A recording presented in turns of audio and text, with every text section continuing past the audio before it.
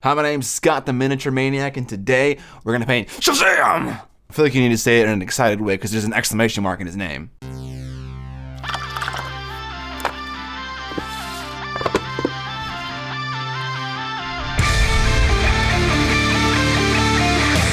What up, mini family? As I said in the introduction, we are painting another comic book character, and we're doing it live. I'm gonna tell you the choices that I'm making when I'm making them and show you the mistakes that I make when I make them. But before diving straight in, I think we need a plan. So let's go to the board.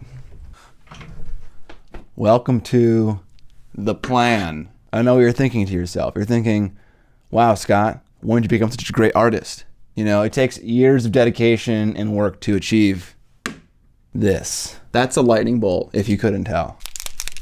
This is Shazam, and he's our big buff boy. And while he didn't skip leg day, he did skip get normally sized legs day. We're gonna try a new way to paint Shazam that I saw in an old painting Buddha video a long time ago. Since Shazam is such a buff guy, he has tons of horizontally running detail. That means one thing to me specifically, that he's gonna take an airbrush perfectly. Oh God, no! So with our airbrush, we're going to develop an undercoat that then the ink can go on top of and look nice and pretty. Now for the undercoat, we're not gonna use typical gray and white and black paint. We're going to use Liquitex white ink. Shout out to Goobertown Minis for putting me on the trail of this glorious stuff. White ink is a lot better at applying more smoothly over a black undercoat than normal white acrylic paint. Okay, so we're gonna have this guy zenithly primed, then what? I've placed 1s and 2s and 3s around the model that correspond to how much of a highlight it is going to receive. So 1 is most bright, 2 is middle brightness, and 3 is least bright. So when I airbrush this guy, I'm gonna use 3 inks. I'm gonna use a normal red ink, I'm gonna use a fluorescent red ink, and I'm going to use a purple ink. Now, what I'm gonna do is for the normal 2s, the midtones, I'm going to use the normal red ink. For the 1s, I'm going to use the fluo red ink, and for the 3s, I'm going to use the purple ink. What this allows us to do is not only take advantage of our nice bright white undercoat, but also help it out even further by the color choices that we are picking to get nice contrast. This guy looks like ketchup and mustard, man. This guy looks like he's wearing Sultan's pants. There you go, Shazam. Now you got normally sized legs. All right, with a plan intact, let's get rocking. I'm putting this hat on to hopefully keep some of my hair out of the camera, but don't get excited. I'm probably gonna block the camera when I'm painting his face at the most crucial moment. The cleanup for Shazam is especially simple. He is a single cast miniature. He has no parts, so there's a mold line running around the entirety of the model, but there's no gap filling to do, and that's pretty refreshing. So I'm gonna take an assortment of files, sponge sanding twigs, and some super glue to attach him to the base. He looks so confident even while I'm like sanding the crap out of his nutsack. Yes, this is okay. While I finish cleaning up Shazam, let's talk about today's sponsor, and that's Miniature Market. They're an online retailer for, you guessed it, miniatures.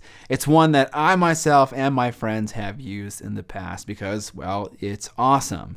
They have thousands of discounted miniatures on their website. In fact, you can find Shazam on there right now. He's linked in the description. One difference to know is that Night models now cast their miniatures in resin instead of pewter, so if you do buy Shazam, he'll be a resin miniature. Beyond just Shazam, they have the full range of DC characters, Batman miniatures, and Harry Potter miniatures from Night Models. They also sell serious dice. They sent me a few sets of these translucent dice, and honestly, they're the coolest dice I've ever seen. I plan on using the translucent emerald and magenta ones when playing D&D as my Wood Elf character every 2 times a year. Miniature Market is also giving the Mini family a 5% discount code. You can use Miniac5 at checkout anytime now until May 31st, and it works on Night models and also serious dice. So when you're picking up a 6 set of translucent dice, you can also buy the already discounted Shazam, even more discounted. Hand waves.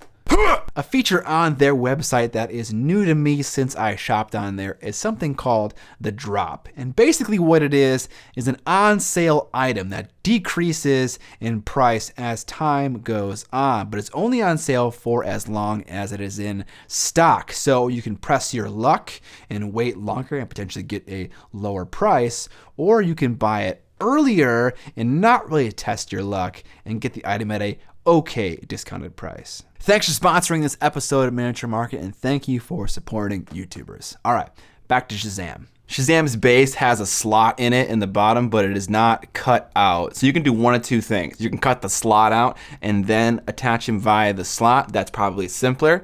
Or you can cut off his slot, pin his feet, and then pin him into the base. I'm a clinical tryhard, so typically I do things the hard way. Another advantage to clipping off his slot and pinning him to the base is that there will be no gaps in the base to fill. If you guys are interested, all the tools and materials that I'm using in the course of this video, the sanding twigs, the airbrush paintbrush, the white ink, are all linked in the description below, and they are all affiliate links. So what that means is when you purchase using those links, I get a little extra commission and no additional cost to you. I'd really appreciate your support in this way. It makes me feel warm fuzzies inside. The key to getting a good pin is to take a sharp pointy tool, like an awl in my case, and make a little depression in the bottom of the foot. This will give you a little pilot hole for the drill to get started. Drill a few millimeter deep and then super glue in a paper clip. Now to line up the holes on the base right, take some paint, put it on the bottom of the pins, and then use that paint to plot out where you need to drill the holes in the base. Glue that sucker down with some super glue, and now we're ready to attach him to a little painting handle. Now normally I use double-sided tape for my painting handles, but in this case the bottom of the base doesn't have a whole lot of surface area for the tape to grip to, so I used poster tack, which kind of like puzzle pieces into the bottom of the base, and that had a much stronger grip.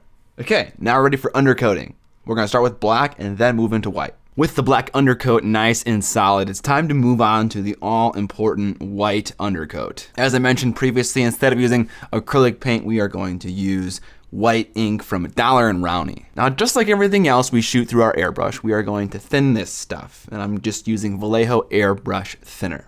When I first started airbrushing, I had a little bit of speckling going on, and that can mean one of two things. One, your paint is too thick, or two, your airbrush pressure is too low. And I was at 20 PSI, which is what I normally airbrush at, so it wasn't that. So I added a little bit more Vallejo airbrush thinner and also some flow improver. Now the reason why I added the flow improver is because this is a white ink, and typically white substances, primer and acrylic paint, tend to clog the airbrush the fastest. A little bit of flow improver will increase the drying time of the paint and thus slow down dry tip a little bit. Now when you apply a semi-transparent white over black, you get gray, and the more layers of white you apply, the stronger the white becomes. So bearing that in mind, we are going to hold our airbrush at a maximum 45-degree angle with respect to the miniature so that we preserve some of the black shadows under some of those horizontally running details. We're gonna focus our efforts toward his upper body, his shoulders, and his head. We want those areas to be the brightest, and the reason for that is because we want to draw most of the attention to the face, and the brighter that area, the more attractive to the human eye it's going to be. Now, one kind of nuance that maybe isn't so obvious on camera about airbrushing is that I'm using probably 98% air and 2% paint. I'm applying very, very small little bursts of paint, following it up with a lot of air to dry it immediately. Another thing that's probably not very apparent is I'm not just blindly shooting top to bottom. I'm going in with the airbrush and focusing on very specific parts. Maybe it's his forehead or his shoulders or his right or left pectoral muscle or a single portion of his cape or his thigh. I'm not just shooting top to bottom, let the airbrush do the work for me. I, with my airbrush, am picking what spots I want to be brighter and thus what spots I want to enunciate to the viewer. Now, with the white undercoat done, we are going to start doing our first red tone, and we're going to start with our mid-tone. My plan here is to preserve the brightest areas of the highlights by not shooting directly top to bottom. I'm going to say somewhere shooting perpendicular to 45 in both directions, but I'm trying to not get all the way on top, trying to preserve those bright spots for our later ink. Now, I know from experience that using these Dollar and Rowney inks in the airbrush, they don't need a whole lot of thinning. And if you just go slowly, you can build up the color saturation that you want. So I'm using them straight, right out of the pot, no thinning at all. Now, at first, you're probably gonna be like, oh, geez, that looks frickin' pink, but just hold your horses there, guy. Sorry, I'm pulling out my best Minnesotan accent. The more you concentrate your efforts in one area, the more it starts to become a more scarlet or red tone. Now, I didn't know how much ink it would take to get to that point, so before potentially ruining the front of the miniature with applying too much ink, I was practicing on the back. And this is a good rule of thumb for any miniature project you have. If you have a technique you are unsure of, start painting it on the back of the miniature to kind of get a grasp on how to do it. Now, reason why this is a great technique for painting red is because painting red is actually kind of tricky to do. The inclination with a lot of colors is when you are highlighting them, you can add white, and that gives you the proper highlight color, or at least close to it. But with red, the problem is that when you add white, you get pink. And some pink is okay, but if you use too much pink in your highlights, then what happens is it turns into reading more as a pink and not so much as a red. Using a white undercoat in inks, what we can do is we can get a nice gradient from top to bottom and in some of the volumes of his muscles, with a nice saturated red at the brightest highlight and then a desaturated red at the darkest point. So when you're painting red, what I want you to remember is maybe instead of adding white to get your highlight, what you want to do instead is your brightest red should be a very saturated red, and your darkest red should be a very desaturated, maybe like a brown almost. Now we're going to move on to the fluorescent red, which almost looks a little bit orange when you're taking it out of the dropper bottles. Again, we're not going to thin this at all, and this time we can be a little bit more liberal with how we're applying the ink. We don't need to try to preserve anything. Again, with this ink, you need to apply it in multiple passes to kind of reach its crazy fluorescent redness. And also what you can try to do is blend the region in between your mid-tone color and also this bright fluorescent color by kind of sneaking into that mid-tone area to kind of blend that transition out. Now, one thing I'll say that I was messing up with is that I was having a hard time noticing when the ink was actually taking effect. So I was spraying too much ink and getting some spider webbing. So what you need to do here is just have some patience. Just spray it slowly, maybe check it on your hand or another piece of plastic card next to you to see if the ink is actually coming out and it's not clogged, but just go slow and don't be impatient like me. Now the last and final thing we're going to do is some purple ink, and first I'm using Citadel ink. It is intensely saturated, so we're going to thin it just a little bit.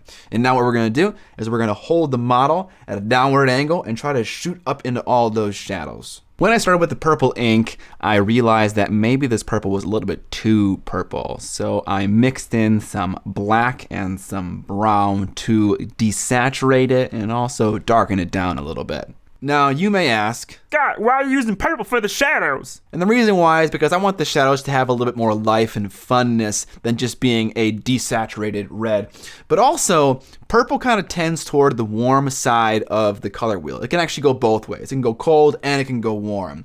So it can operate as a pretty good shadow for red because it can kind of go into that warm region. Now, one thing to watch out for is the more inks you add to this, the glossier it gets, which is not a problem. We'll fix that later. But for airbrushing, it makes it a whole heck of a lot easier for spider webbing to occur. So be aware of that as you add more and more inks. Another thing that might not be obvious due to editing movie magic is that I am nailing these colors on the first shot. You know, I did mid-tone, I did highlight, and I did shadow, and I'm done. No, that's not how it works. After the purple shadow, I went back in with fluorescent red to adjust some of the areas to make them the right red color. It's kind of a back and forth thing. It's not me nailing it on the first shot. Now, the next thing we're going to do is we're going to wash this guy, and we're not going to wash it in a conventional way. We're going to use an oil wash. And part of the reason why I like to do this is because the inks just made our surface all nice and glossy, which makes washes operate better. And now we're going to use an oil wash, which operates even better than an acrylic wash. You get double whammy. Typically when you're doing a wash, you might gloss varnish something, but in this case, we can skip that step entirely because the inks already did the work for us. Now I'm gonna use a brown oil paint for this. I would use a purple one if I had one, but I do not. Now, if you remember from my last video, I flooded the surface of my miniature with oil. We're not gonna do that this time. What we're gonna do is we're going to apply it very specifically to where we want it to go. You're gonna grab a synthetic brush, not one of your nice brushes, and place it into all the tiny little grooves and crevices. And you can just watch the magic happen. Show me any acrylic wash that does that. Riding that recess all the way into the sunset. Now to make an oil wash is pretty simple. You just take mineral spirits and you mix it with the oil wash. Now the ratio is a little bit up for debate, but basically if you've added too much mineral spirits that the pigment starts to separate from the paint, you've gone too far, you need to add more oil paints. If you make any mistakes right now, don't worry about it, we'll clean it up later. Now another thing to keep in mind is that oil paints aren't water soluble, so you can't clean out your paintbrush in your water cup that you use for normal acrylic paints. If you want to clean the brush out, you need to use more mineral spirits or you can just pitch it. Now oils take a long time to set up, so we're going to let this cure and then come back to it later. Okay, it's been a few hours. The oil has gotten to a decent hardness. Now I'm going to take a Q-tip and some additional mineral spirits and kind of wipe away or thin down some of those lines that were a little bit too thick, as I alluded to earlier. This is another awesome advantage of oil and also enamel washes, that you can kind of clean them up after they've dried, so to speak. After I've cleaned it up sufficiently, I then hit it with a few coats of matte varnish to dull it down a little bit, obviously, but also to make a bunch of the subsequent layers that we're going to do of acrylic paint a lot easier to paint. Okay, now I want to do some edge highlighting, and my initial plan was just to take some white and add some of that fluorescent red ink to it to edge highlight. And this is going to create kind of like a salmon color, and it's okay to do a little bit of pink as long as it's just a little bit and it's not reading as pink. But this particular mixture was way too thin to be an edge highlight. It was just not opaque enough. So I grabbed my brightest, most saturated red color,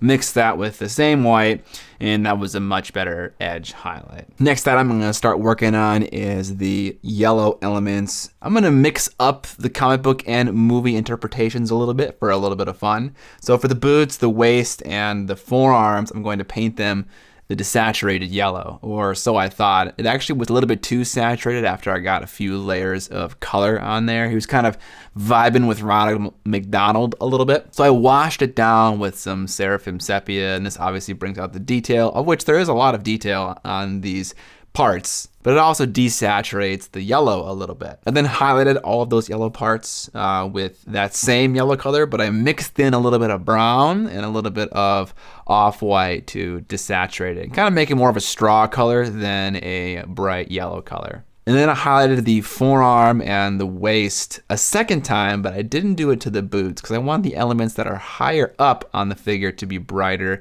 to draw the viewer's gaze up toward the face of the miniature and kind of away from the feet. I'm beginning to realize that this model is a great model for people who are looking to kind of figure out how to place highlights and shadows in kind of a more manual way as opposed to just using washes. He has lots of horizontally running details, as previously aforementioned, that can really have you practicing on how to place your highlights. Additionally, he's not very complicated of a miniature. You know, he has maybe 4 colors: his red, his yellow, his white cloak, and his skin tone, and then you're done. He's not like drowning in detail, so it's not going to take you a whole lot of time to paint the miniature. You know, I would almost go to say this is a great miniature to demonstrate, you know, highlight and shadow placement on in like a class, because you can probably bang it out real quick without having to worry about a bunch of other garbage. Cough, GW, cough. Okay, now I'm going to work on the chest piece, and I want this to be glowing yellow like in the movie, but the problem is that the detail on his chest is actually kind of sculpted like it's fabric,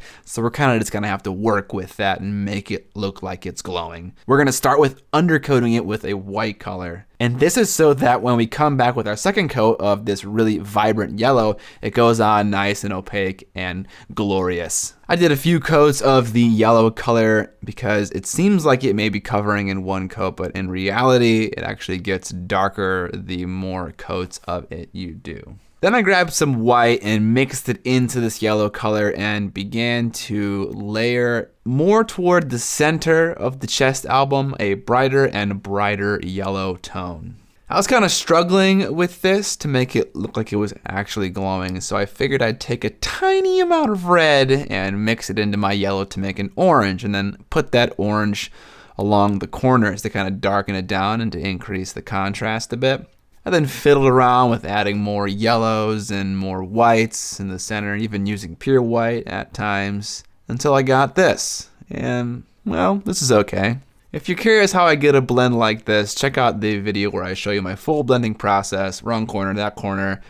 You can see what I'm doing in specific. Now we're going to work on the cloak, and we're going to just paint it a very neutral gray color. You can have fun with grays by adding tones into them, but since there's kind of a lot of vibrant colors going on right now, I kind of want to just do a normal white cloak, so we'll start with a normal neutral gray. After the first base coat of gray, I added a small bit of white into that gray and began to layer it on. And I'm using quite a thin opacity, and I'm applying it in the area where the highlight should be. Again, if you don't know how to figure that out, watch my video called How to Highlight Almost Everything. And I'm taking advantage of the fact that we can apply acrylics in translucent layers. So I'm not adding more white immediately after this layer dries. I'm taking the exact same color and I'm painting it on that area again. And I keep doing that until I get the correct amount of opacity. I might paint each layer 4 times without adding additional white. And then once I get to the correct opacity, then I add more white and do it again in a smaller region. Oftentimes when painting white, people really struggle with chalkiness. And I believe that chalkiness is just white not being the correct opacity over what you're painting and it looking bad. I believe if you kept painting that white until it became opaque, it wouldn't look chalky anymore. So the main takeaway when painting white, at least for this small example, is shoot for the right opacity for the layer you're doing and increase in brightness slowly. And only use white on your maximum highlights, because white in the real world is never actually pure white unless it has a bright light shining on it in some area. And even then, the shadows go to a pretty dark color. After we have all the gradients in the right spots, then we'll do some panel lining, which I really need to think of a better word for. Essentially, I'm taking a really dark gray and painting it into all of the recesses, mostly along the trim of the cape, but also near his neckline. Once that's all nice and defined, I grab a gold color and I paint the trim of his cape. Here I'm being inspired by the movie character who has a bunch of gold all over him. I wanted to take that element of his costume and put it into this paint job in some capacity. And once that's nice and opaque, I'm not really highlighting it a whole lot. I do one very simple highlight on all of the raised ridges of that gold trim. Since it's so small and kind of like a detail piece, it almost doesn't need to be highlighted a whole lot. All right, now we're gonna move on to the all-important face. We start with the base coat of Pink Flesh from Scale 75, and I like this tone a lot, but what I don't like about it is the matte finish. So I added some satin varnish to it to kind of shine it up a little bit. And the reason why I did that was because the next step I planned to do was a wash. And as aforementioned, washes work better on glossier surfaces. But I moved to the wash step, and here's where you can see how acrylic wash works really poorly on a matte surface. Instead of really sinking into any kind of meaningful detail, it kind of just tints the whole surface a color, which kind of sucks. So I started to clean up the face details by reapplying another layer of pink flesh. Then I added some pale flesh from scale 75, a brighter skin tone color, and applied a highlight.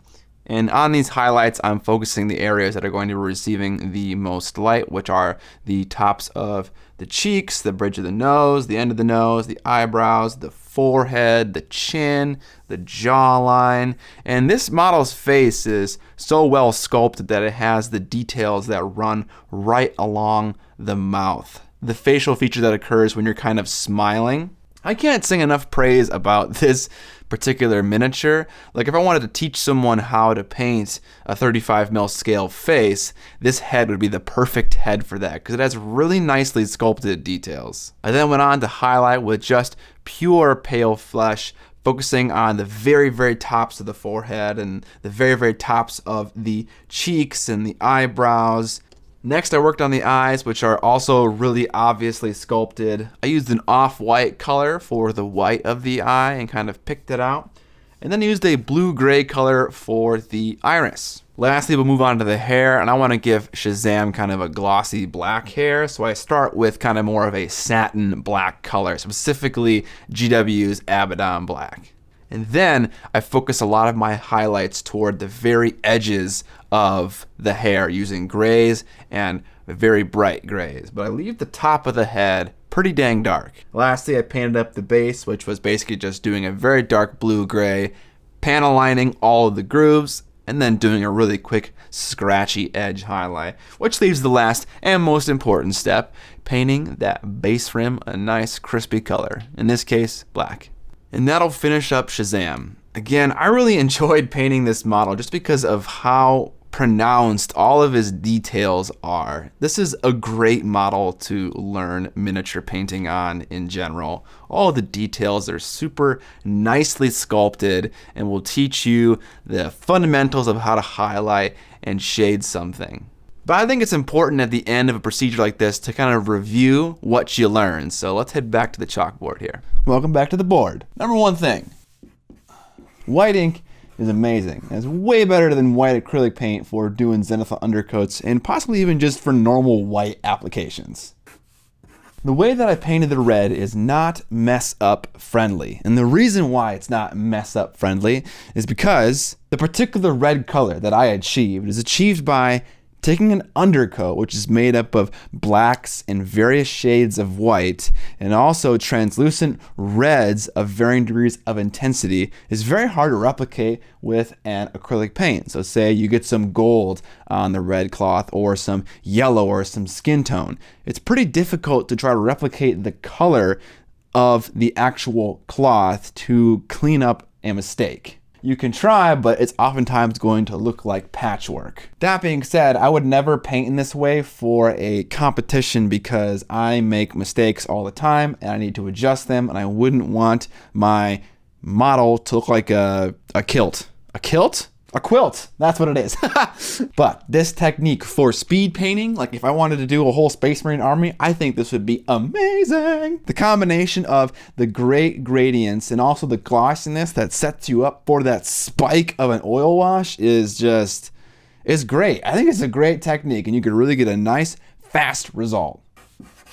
Number 3, acrylic is built up over layers. You don't achieve your maximum opacity in one pass. You really need to kind of work it up in thin layers. And this goes especially for the white that we used on the cloak. All right, let's wrap it up. Well, that's going to do it for this video, guys. If you want to win this model that I painted in this video, the Shazam, I'm giving it away to one of my patrons. If you're interested in possibly winning it or other fun rewards that I have for my Patreon campaign, you can find a link in the description below. Remember, if you want to buy something off of Miniature Market, there's a 5% off coupon code that you can find also in the description for night model miniatures like Batman stuff, and also like what we painted here, the DC Universe and the Harry Potter games, and also serious dice.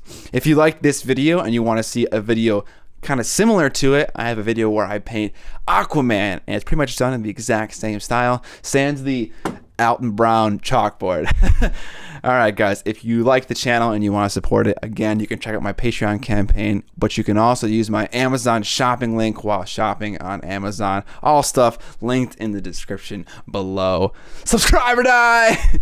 And most importantly, don't forget, my mayonnaise!